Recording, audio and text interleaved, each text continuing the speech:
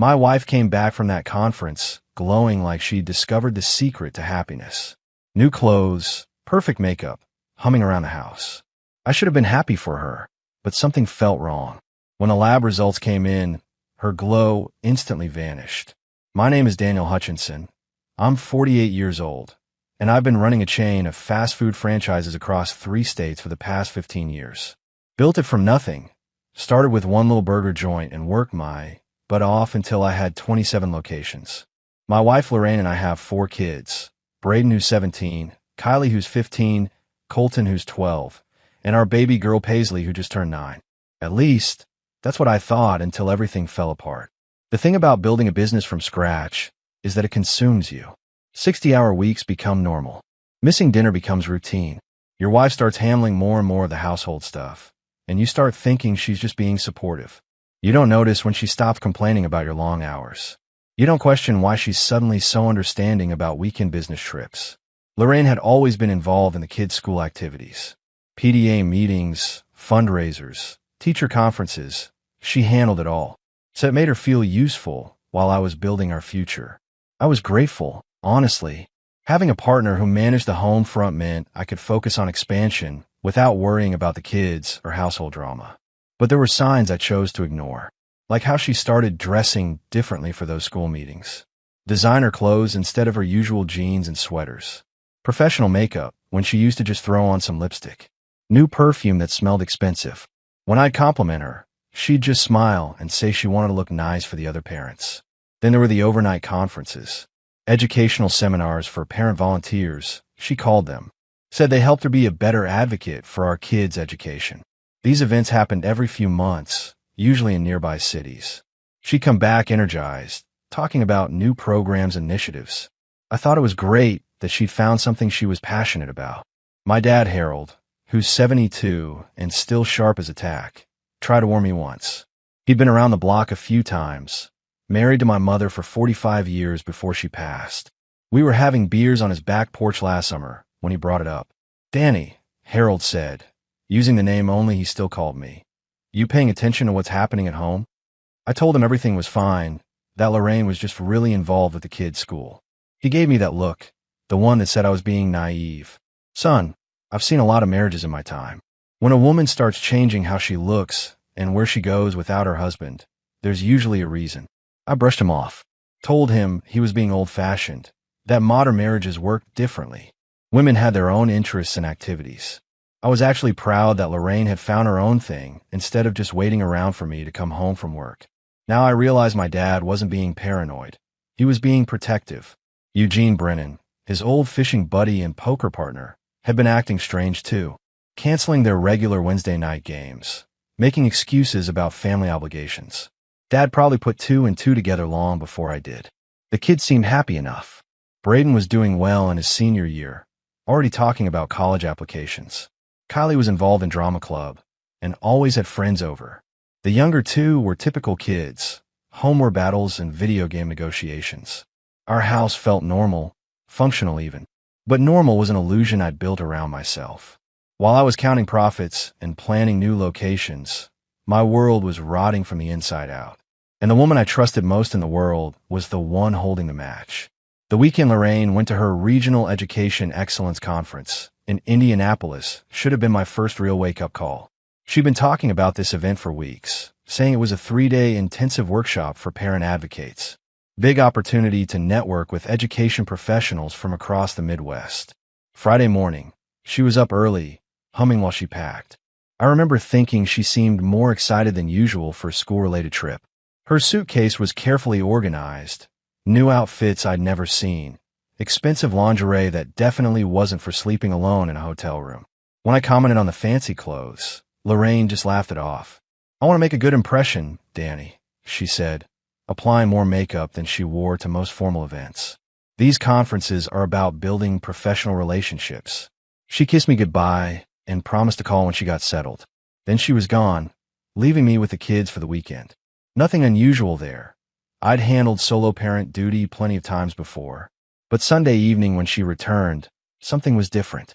Lorraine practically floated through the front door, her face glowing with this satisfied contentment I hadn't seen in years. Her hair was perfectly styled, her clothes wrinkle-free despite traveling all day. She moved with this confident energy, like she'd just experienced something transformative. "How was the conference?" I asked, helping her with her bags. "Amazing," Lorraine replied, her voice dreamy. "Absolutely life-changing. I learned so much about innovative education approaches." She went on about collaborative learning methods and student advocacy techniques, but something felt rehearsed about her enthusiasm, like she prepared these talking points for my benefit.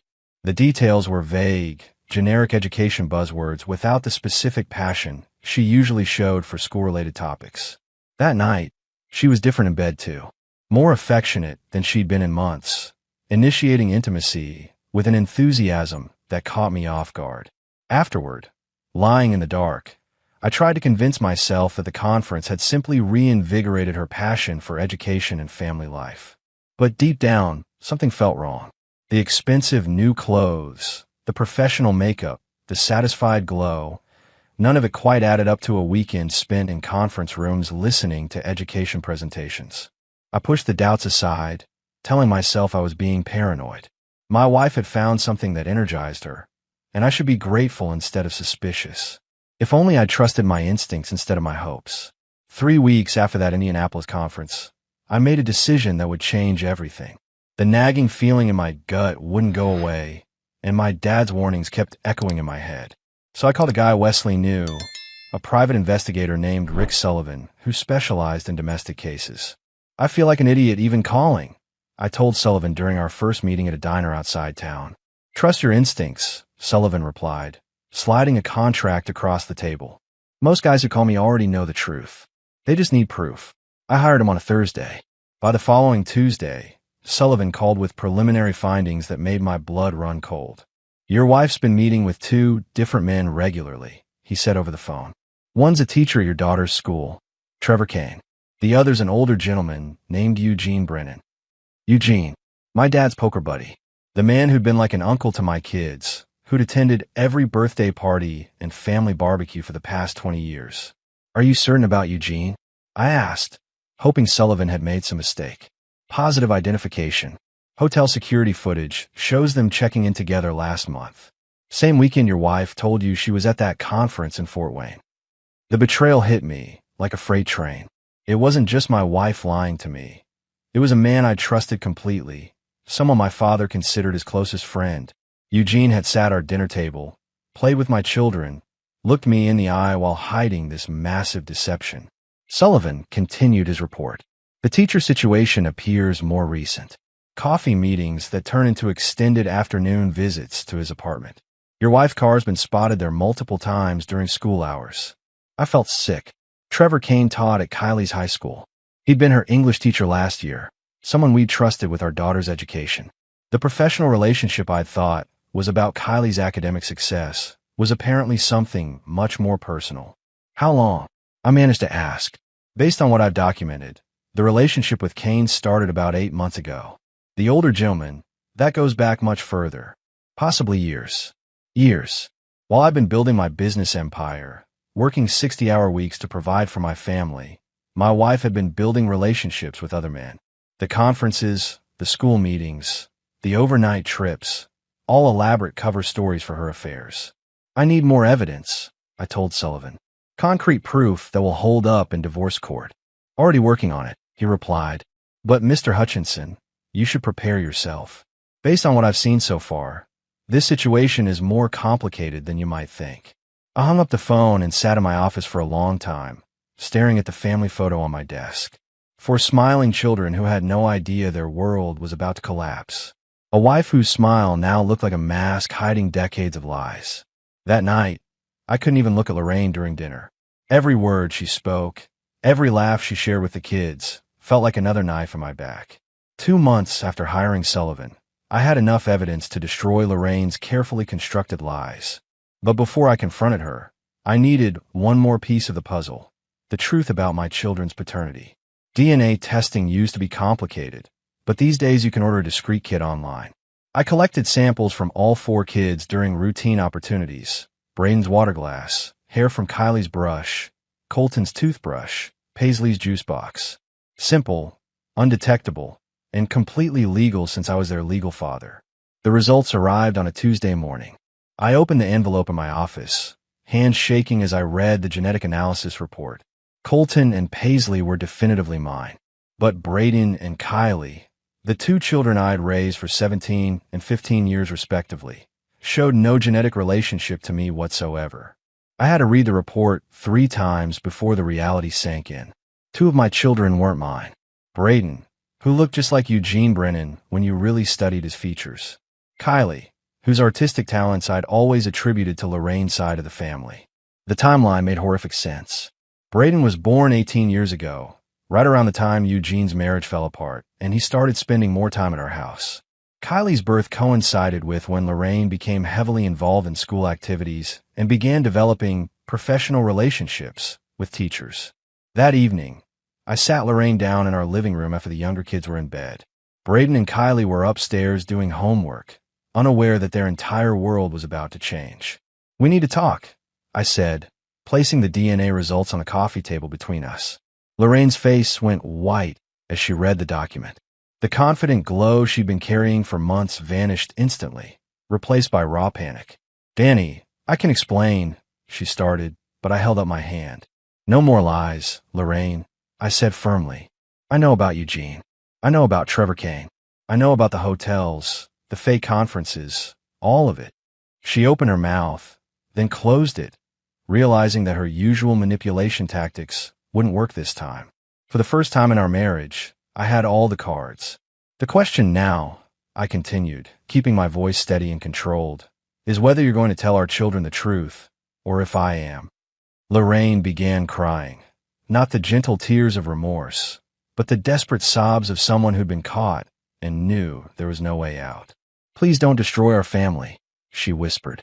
"Our family," I replied, standing up and looking down at the woman who'd been lying to me for nearly 2 decades. "You destroyed our family the moment you decided that I wasn't enough for you." The glow was gone. The confident woman who'd returned from that Indianapolis conference was replaced by someone desperate and defeated. And for the first time in months, I felt like I was finally seeing the real Lorraine. The next morning, I made 3 phone calls that would change everything. First, I called my lawyer. Second, I called my dad to warn him about what was coming. Third, I called Eugene Brennan and told him to meet me at Murphy's Bar at noon. "We need to talk," I said when Eugene answered. "Sure, Danny. What's this about?" Eugene replied, his voice casual and unsuspecting. "You'll find out." Murphy's was nearly empty at midday. Eugene walked in looking relaxed, probably thinking this was about business or family news. When he saw my expression, his demeanor changed immediately. "Sit down," I said, not offering to shake his hand. Eugene slid into the booth across from me, his eyes wary. I placed a photo on the table, one of Sullivan's surveillance shots showing Eugene and Lorraine entering a hotel together. "Explain this," I said calmly. Eugene's face went white. He stared at the photo for a long moment, then looked up at me with something resembling shame. "Danny, 17 years. I interrupted. 17 years you've been sleeping with my wife and lying to my face. 17 years you've been playing grandfather to your own son while betraying my father's friendship." Eugene tried to speak, but I held up my hand. "Braden looks just like you," I continued. "Same eyes, same jawline. I was too blind to see it before, but DNA doesn't lie." "It wasn't supposed to happen," Eugene said quietly. "But it did happen. Repeatedly. For years." I leaned forward. "Did you think about my dad when you were with her? Did you consider what this would do to a 72-year-old man who considers you his closest friend?" Eugene couldn't meet my eyes. "Harold doesn't have to know. Harold already knows something's wrong. He's the one who tried to warn me." I stood up. "You have 48 hours to tell him yourself, or I will." I left Eugene sitting there with the photo, knowing I'd never see him again as anything other than the man who helped destroy my family. That afternoon, I drove to the high school and requested a meeting with Trevor Kane. The principal's office was awkward, explaining to an administrator that I needed to confront my daughter's teacher about his affair with my wife. When Trevor walked into the conference room, his confident teacher persona vanished the moment he saw my expression. "Mr. Hutchinson," he said nervously, "is this about Kylie's grades?" "This is about you sleeping with my wife," I replied directly. Trevor's face flushed red. I think there's been a misunderstanding. No misunderstanding. I have photos, hotel receipts, and a DNA test proving you're Kylie's biological father. The young man collapsed into a chair, his hands shaking. 15 years ago, you had an affair with a married woman, I continued. Now you're teaching your own daughter while lying to everyone about your relationship to her. I never knew, Trevor whispered. Lorraine never told me. Well, now you know. And now you have a choice. Resign quietly, or have this become public knowledge. I left him there to consider his options, knowing that by Monday morning, Central High would need a new English teacher. That evening, I gathered all 4 children in the living room. Lorraine sat beside me, her face streaked with tears, knowing what was coming. This was the conversation I dreaded most, telling my kids that everything they believed about our family was a lie. Kids, your mother and I have something important to tell you. I began, looking at each of their faces. Braden, 17 and perceptive, already sensed trouble. Are you getting divorced? Yes, I said simply. But there's more you need to know. I took a deep breath. I've discovered that your mother has been having relationships with other men. For many years. Kylie gasped. Colton looked confused. Paisley, at 9, didn't fully understand but knew something was seriously wrong. Braden, I continued, your biological father is Eugene Brennan. Kylie, yours is Trevor Kane, your English teacher from last year. The silence was deafening. Braden stared at me in shock. Kylie began crying immediately. What does that mean? Colton asked. It means Braden and Kylie have different biological fathers than you and Paisley. I explained gently. But you're all still my children. I've raised you, loved you, and that will never change. Braden stood up abruptly. Eugene? Dad's poker buddy Eugene. Yes, I said. And Mr. Kane? Kylie whispered. My teacher. Lorraine finally spoke. I'm sorry. I'm so sorry. I never wanted you to find out this way. Braden turned on his mother. You lied to us our entire lives. Braden, please, Lorraine started. No, he shouted. You made us live a lie. Eugene's been coming to our house, playing grandfather, knowing he was my real father. That's sick. Kylie was sobbing now. Mr. Kane knew he was my dad when he was teaching me, when we had parent conferences. I don't think he knew, I said honestly. But your mother did. The room erupted in angry voices and tears. Colton and Paisley clung to me, terrified by their siblings' reactions. Braden stormed out, slamming the front door. Kylie ran upstairs. I looked at Lorraine, who was crying harder than I'd ever seen. This is what betrayal looks like, I told her quietly. Not just to me, but to our children. They'll never trust you the same way again. How we fix this? She whispered. We don't, I replied. You broke something that can't be repaired. Now we all have to live with the consequences.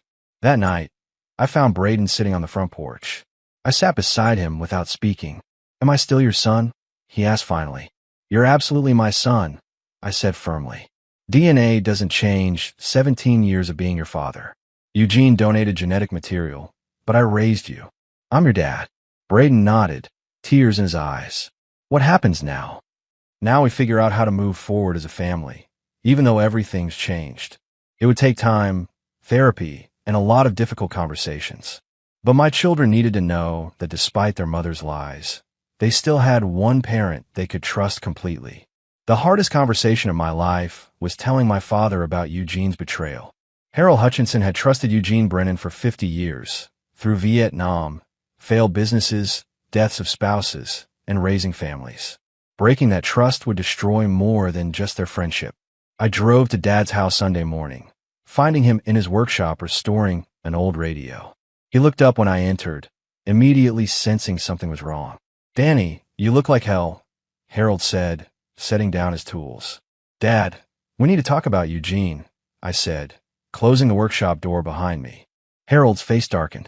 What about him? I pulled out one of Sullivan's photographs showing Eugene and Lorraine together. He's been having an affair with Lorraine for 17 years. Braden is his son. The color drained from my father's face. He stared at the photo for a long moment, then carefully set it on his workbench. You're certain? He asked quietly. DNA test confirms it. Private investigator has documented everything. I sat down beside him. Dad, I'm sorry. I know how much his friendship means to you.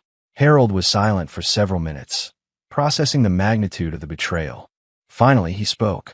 50 years, he said, his voice heavy with pain.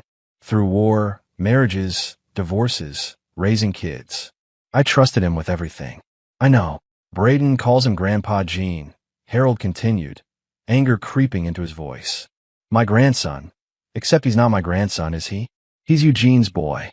I watched my 72-year-old father struggle with emotions I'd never seen from him before.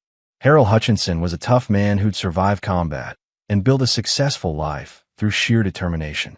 But this betrayal cut deeper than anything he'd experienced. What are you going to do about Eugene? I asked.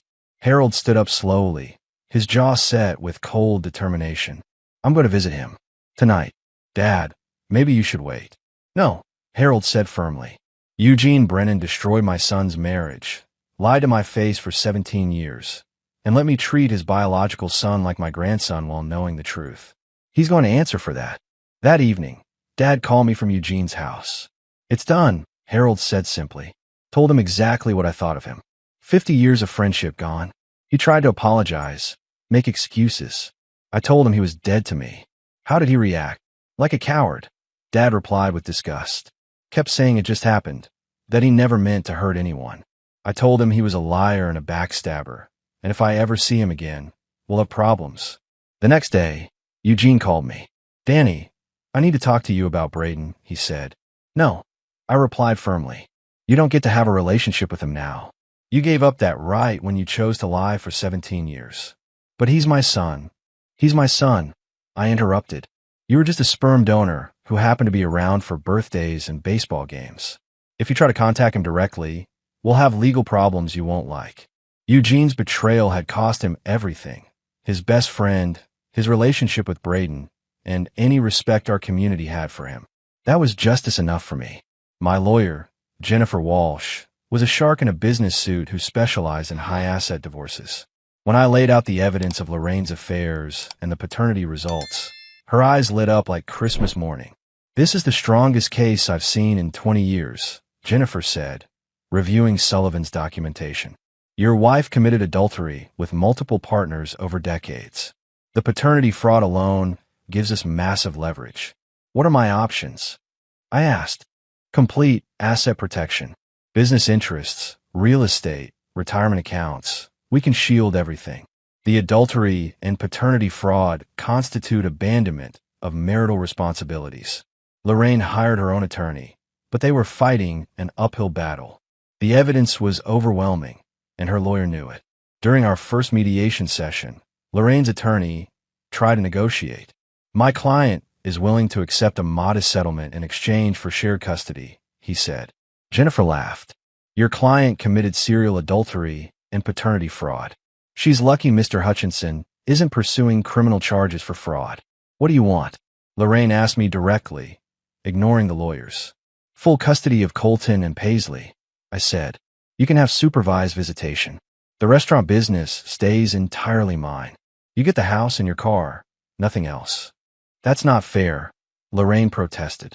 Fair? I leaned forward. Was it fair to lie to me for 17 years? Was it fair to let me raise another man's children while you carried on with multiple lovers? Her lawyer whispered something to her, probably explaining that fighting would only make things worse. The divorce was finalized 6 weeks later. I kept my business empire, got primary custody of my biological children, and Lorraine walked away with minimal assets and a reputation in ruins.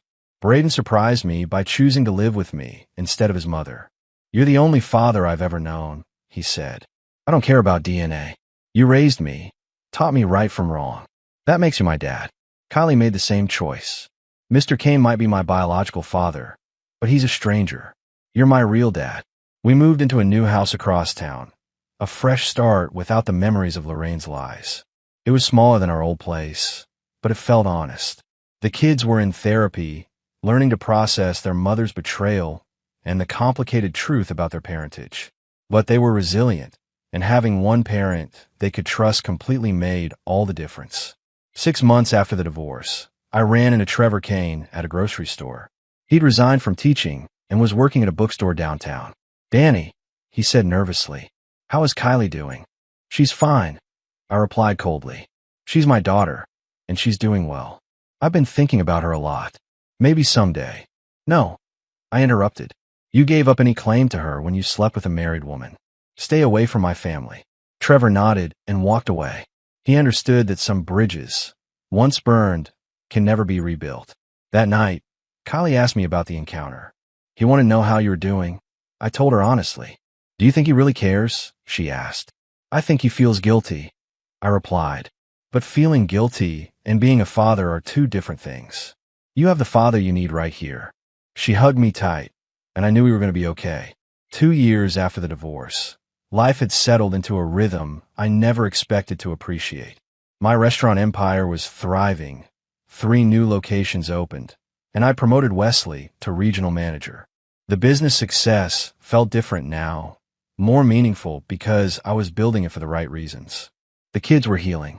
Braden graduated high school and chose to attend State University, majoring in business administration. He wanted to join the family company someday, carrying forward the Hutchinson name with pride despite the genetic confusion. Dad, can I ask you something? Braden said during one of our weekly dinners. Anything, son. Do you ever regret raising Kylie and me, knowing we're not biologically yours? I set down my fork and looked at him seriously. Braden, you and Kylie are the best parts of my life. DNA doesn't determine love. The years I spent teaching you to drive, helping with homework, cheering at your games, those moments made you my children more than genetics ever could. Kylie, now 17 and excelling in her senior year, had overcome her initial trauma about Trevor Kane. She was applying to colleges and dating a nice boy from her drama club. Colton and Paisley barely remembered life before the divorce. They were thriving in our new house, making friends in the neighborhood, and seemed completely unaffected by the family upheaval. Dad had recovered from Eugene's betrayal better than expected. He'd found new poker buddies and was volunteering at the Veteran Center downtown. The loss of a 50-year friendship had hurt, but Harold Hutchinson was tougher than anyone gave him credit for. You did the right thing, Danny, he told me recently. Standing up for your family, protecting the kids. That's what real men do when everything falls apart. I'd started dating again. Nothing serious, just coffee meetings and casual dinners with women who appreciated honesty over drama. It felt good to trust my own judgment again. One evening, while reviewing financial reports in my home office, I realized something profound. I was happy. Not the desperate happiness of someone trying to convince himself things were fine, but genuine contentment with a life I'd rebuilt from the ashes of Lorraine's lies. The restaurant business was booming, my children were thriving, and I'd learned to value truth over comfort. Sometimes the best thing that can happen to a man is discovering exactly what he's made of when everything he trusted falls apart.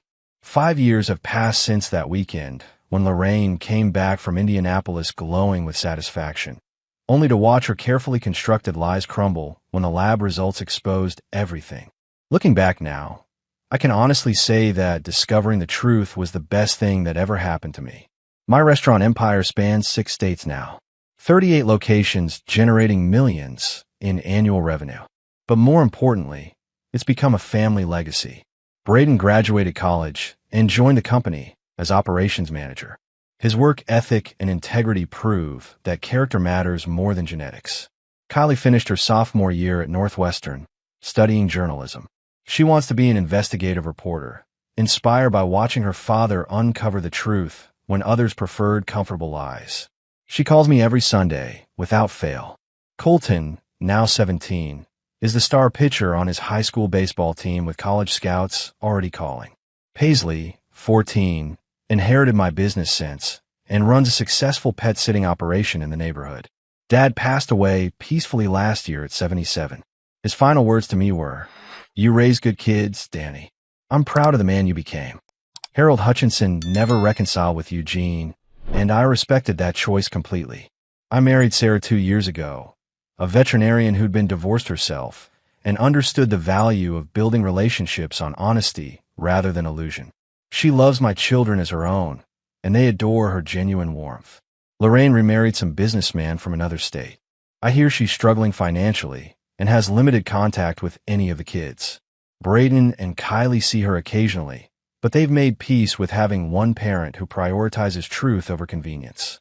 Eugene moved to Florida and died alone last year. Neither Dad nor I attended his funeral, though Braden went to pay his respects. That gesture showed more class than his biological father ever demonstrated. Trevor Kane left teaching entirely and works in retail now. He's never attempted to contact Kylie, understanding that some bridges can never be rebuilt. Sometimes men think strength means avoiding pain or maintaining control at all costs. I learned that real strength means facing the truth regardless of how much it hurts, protecting those you love even when they're not biologically yours, and building something better from the wreckage of what others destroyed. My children know they have a father who will always tell them the truth, even when lies would be easier. That's the legacy I'm most proud of, not the business empire, but raising kids who understand that integrity matters.